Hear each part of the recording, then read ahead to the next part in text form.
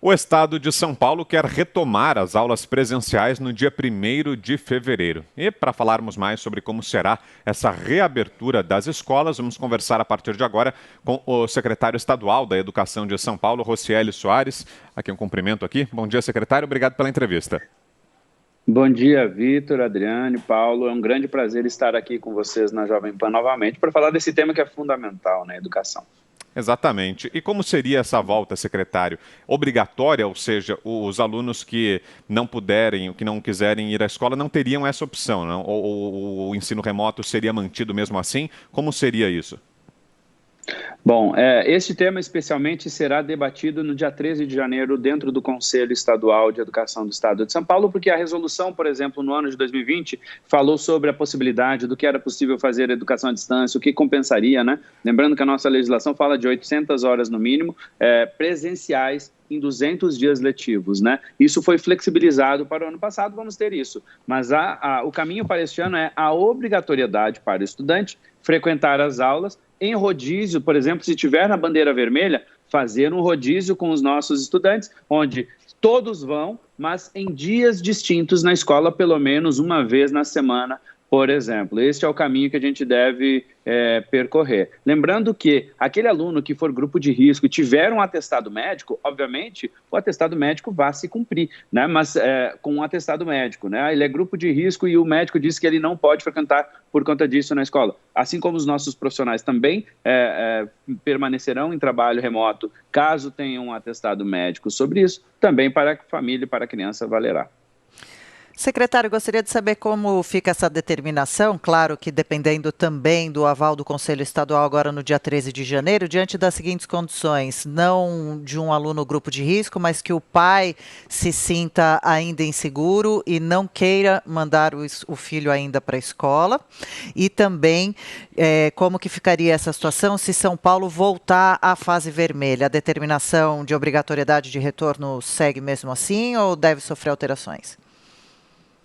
Bom, esse é o debate que nós vamos fazer no dia 13 de janeiro, numa sessão extraordinária com o Conselho Estadual, justamente sobre se a obrigatoriedade servirá para todas as etapas ou não. Mas em sendo obrigatório, Adriano, o encaminhamento é sempre o mesmo, seja em tempos de pandemia ou não. É a comunicação às autoridades, que no caso é o Conselho Tutelar, que deve acompanhar o caso para saber se há algum tipo de abandono ou não em relação ao aprendizado. E aí, caso a caso, será avaliado sempre pelas autoridades. Nós fizemos, inclusive, isso durante este ano e fizemos nos anos anteriores. Sempre fazemos esse tipo de atividade. Por exemplo, o que fizemos agora em 2020, para aqueles alunos que não apresentaram atividade, não tiveram nada, se encaminha sempre para as autoridades para que o Conselho Tutelar acompanhe o caso de por que aquela criança, aquele jovem, não esteve frequentando a escola, porque mesmo que seja online, por exemplo, seja com atividades escritas, seja feita de casa, ainda assim é uma obrigatoriedade, né? Lembrando que a relativização da obrigatoriedade na aprendizagem no Brasil foi feita quanto à presença física na escola. A obrigatoriedade permaneceu mesmo durante o tempo da pandemia. Aí o Conselho Tutelar vai lá e verifica, não, a criança não entrou porque ela não tem condições, ela não tinha um aparelho, ela não tinha como se comunicar, não fez. Aí, obviamente, é um tipo de encaminhamento. Para aquele que tinha todas as condições e não fez nada e a família não acompanhou e não buscou, é outro tipo de acompanhamento. Secretário, a próxima pergunta agora é de Paulo Figueiredo Filho. Paulo. Muito bom dia, secretário. Aqui nos Estados Unidos, o Covid se mostrou menos letal para as crianças em idade do ensino fundamental do que a gripe comum. A Flórida, onde eu vivo, aliás, onde o seu governador veio visitar na semana passada, uma visita relâmpago, ela já está com as aulas retomadas há 3 meses e a gente tem pouquíssimos casos de contaminação nas escolas. Zero, eu repito, zero mortes por crianças, de crianças por Covid em idade de ensino fundamental. Por que tanta demora em reabrir as escolas de São Paulo? Na verdade, Paulo, nós abrimos as nossas escolas desde o dia 8 de setembro. Né? Nós temos 2.800 escolas com atividade desde o dia 8 de setembro, e para corroborar isso que você está falando da Flórida e de qualquer lugar do mundo, o vírus não atinge realmente as crianças. Especialmente de 0 a 10 anos, o vírus é nada. para as crianças, né? É raríssimo um caso mais forte em uma criança de 0 a 10 anos. Então, aqui nós abrimos no dia 8 de setembro, com 2.800 crianças, aí são quase 2 milhões de pessoas que passaram pelas nossas escolas, e nós não tivemos nenhum caso de transmissão dentro das escolas, nem entre alunos, nem entre profissionais da educação, porque a escola é um ambiente controlado. A criança está na rua, a criança está na praia. Ontem eu passei vindo de Campinas na frente de um parque temático lotado. Obviamente é de crianças, e a escola está fechada. Não existe motivação mais que justifique isso. E mesmo na situação da bandeira vermelha, nós temos que funcionar no mínimo para aquelas crianças que são mais vulneráveis, que não têm a condição de ter um aparelho, que não têm a condição de ter uma conectividade para estarem frequentando. Então, não dá mais para a gente não priorizar. O que a gente tem dito é que se tiver que fechar a escola é porque a gente chegou no lockdown. Não dá para a gente fechar a escola e permanecer com as outras coisas abertas. Não faz nenhum sentido mais isso na sociedade. Quando a gente começou lá atrás, né, obviamente, tínhamos uma ideia, porque era um comportamento gripal, onde a criança acaba sendo um fator de transmissão, sim, mas depois se entendeu, né, a ciência mostrou que isso não é o que acontece com a Covid-19. Então, não faz mais sentido. E nós temos uma experiência aqui no estado de São Paulo, onde nós não temos transmissão dentro das escolas, certo? As crianças até pegaram, mas pegaram dentro das suas casas, em outros ambientes que estão indo, ou na rua, porque dentro da escola a gente monitora caso a caso, pessoa a pessoa. Então, é acompanhamento, monitoramento, a gente consegue sim ter atividades dentro das escolas e protegendo, obviamente, com toda a infraestrutura que é necessária, com todos os cuidados, álcool gel, sabonete, papel higiênico, reformamos muito as nossas escolas, então não dá para a gente não ter mais a volta, por isso que desde setembro temos atividades, agora é voltar mais ainda, com mais segurança em mais escolas. Agora, secretário, o senhor falou sobre um modelo, e aí me corrija se eu estiver enganado, um modelo em que a volta às aulas, essa que está prevista para a partir de fevereiro, seria apenas uma vez na semana. O aluno iria à escola em um dia da semana. E a volta integral, todos os dias da semana, isso tem previsão? Quando seria? Na maioria dos países que têm voltado, dependendo do grau, do número de casos de infecção, se diminui o número de idas à escola, mantendo um distanciamento. Então, por exemplo, aqui quando a gente está falando de pelo menos uma vez na semana, isso provavelmente vai ser 2 vezes, vai acabar sendo 2 vezes na semana, no mínimo, mas isso vai ser discutido, inclusive, com o Conselho agora, porque a gente está falando de, na situação da bandeira vermelha e da bandeira laranja, que são as duas piores situações que se pode ter aqui no Plano São Paulo, ter até 35% dos alunos presentes naquele dia, né, da capacidade da escola. Então, faça um rodízio nesse momento. Já na bandeira amarela, é até 70%. Então, nós já temos aí mais de 2/3 dos alunos frequentando naquele momento para manter ainda algum tipo de distanciamento. Este início, especialmente, é importante fazermos uma espécie de rodízio, especialmente para aqueles que ainda não foram na escola, não aprenderam os procedimentos, tem um processo de aprendizagem para o próprio retorno. O mundo inteiro também fez algo semelhante a isso. Secretário, ontem, se eu não me engano, o senhor confirma, por favor, começou um sistema de aulas de recuperação para aqueles alunos que não atingiram um nível satisfatório de aprendizado em 2021. Como ele funciona? Quem escolhe quais alunos podem passar por essa programação? Os pais interessados podem fazer o quê?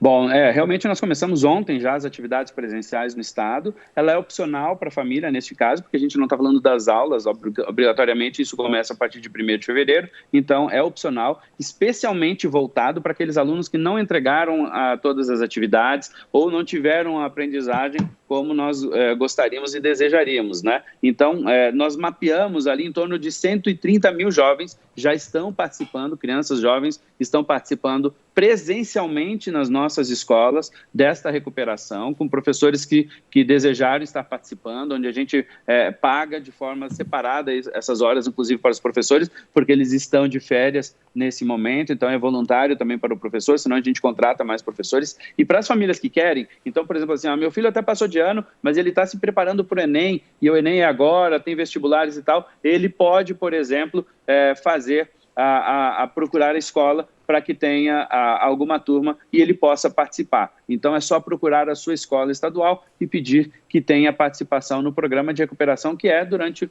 o mês de janeiro, para dar mais oportunidades. A gente teve um ano tão atípico, tão fora do comum, que a gente precisa dar mais oportunidades aos nossos estudantes. Figueiredo.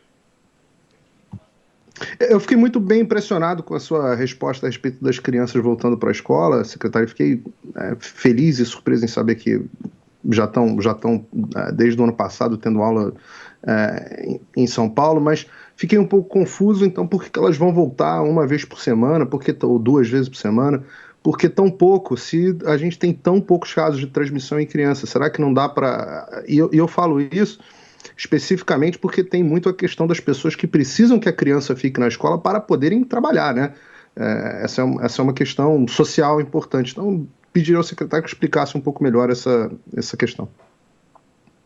Veja, no caso da bandeira vermelha, é quando o nosso sistema de saúde está mais lotado. Então, é natural que se diminua a circulação de pessoas, inclusive para os próprios adultos, para os próprios professores. Quando eu tenho a bandeira vermelha, eu tenho menos profissionais à disposição, porque eles são mais grupo de risco. Eu estou falando dos adultos, Paulo. Então, obviamente, eu também tenho que ter a capacidade de atendimento observada. Isso é um problema que nós temos aqui das condições de oferta, tem que ter a segurança mínima.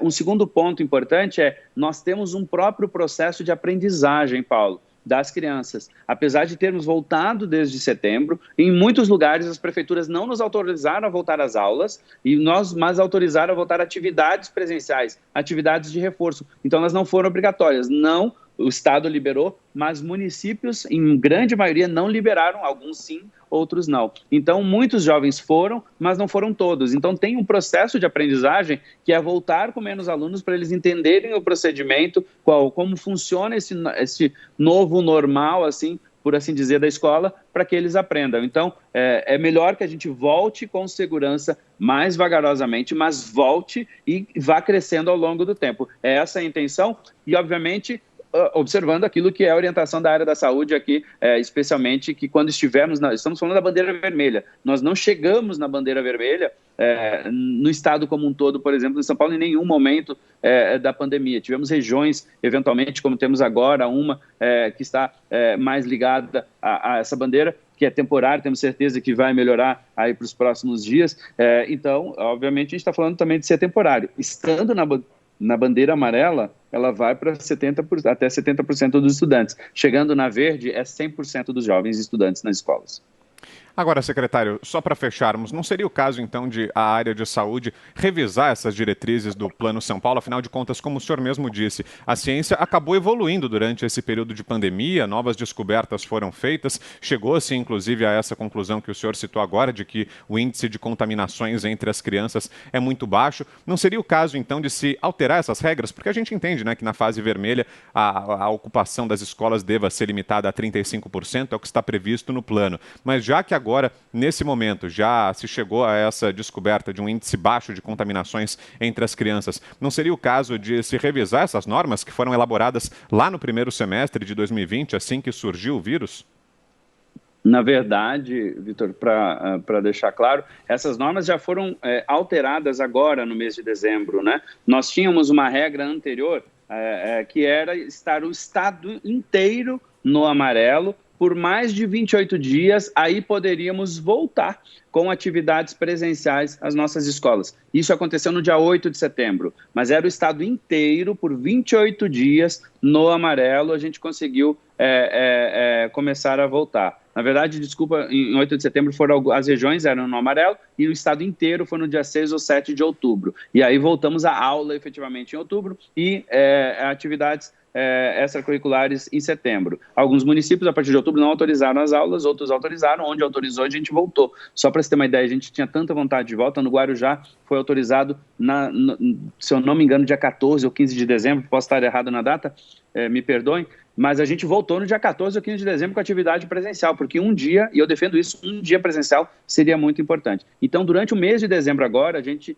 reviu essas regras, regionalizamos, não há mais, por exemplo, essa história de o estado inteiro tem que estar no amarelo, porque aí uma região, por exemplo, isola todo o resto do estado, né? Não, agora é regionalizado, seguindo as regiões da área da saúde, se ela estiver naquela bandeira, volta naquela proporção. Então, nós podemos ter aqui, se a cidade de São Paulo permanece no amarelo, poderá ter até 70% dos estudantes. Se ela vier para o laranja, aí passa a ser até 35%. Essa revisão foi feita agora, no mês de setembro, porque era muito mais restritiva. Então, houve um avanço na discussão com a área da saúde, justamente por esse entendimento, pela importância do retorno às nossas escolas agora, recentemente, Vitor.